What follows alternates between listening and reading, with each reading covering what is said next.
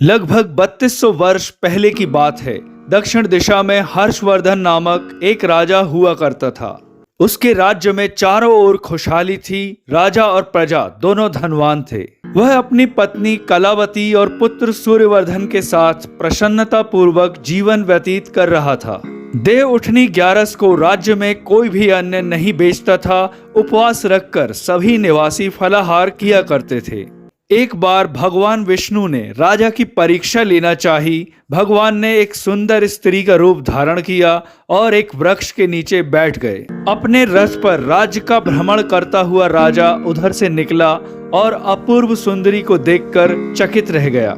राजा ने पूछा, हे सुंदरी, तुम कौन हो और यहाँ क्यों बैठी हो? सुंदर स्त्री बने भगवान विष्णु बोले, मैं निराश्रित नारी हूँ। उसके सुंदर रूप पर मोहित राजा बोला, तुम मेरे महल में चलकर मेरी रानी बनकर रह सकती हो। सुंदर स्त्री बोली, मैं तुम्हारी हर बात मानूंगी, पर दक्षिण राज्य का अधिकार मुझे सौंपना होगा।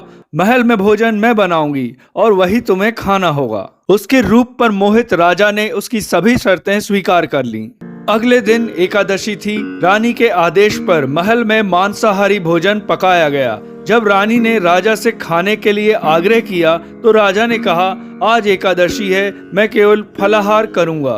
तब रानी ने राज्य पर अधिकार की बात याद दिलाकर कहा, यही भोजन करना आपकी मजबूरी है राजन, अन्यथा मैं बड़े राजकुमार का सिर काट दूंगी। राजा ने अपनी समस्या बड़ी रानी के समक्ष रखी तो उन्होंने कहा, महाराज, आप धर्म का साथ ना छोड़ें, राजकुमार का सिर कट जाने दें। पुत्र तो दोबारा प्राप्त हो सकता है, पर धर्म वापस नहीं लाया जा सकता। राजकुमार रानी की बात से सहमत होकर बोला, मैं सिर देने के लिए तैयार हूँ, पर धर्म की रक्षा करना राजा का कर्तव्य है।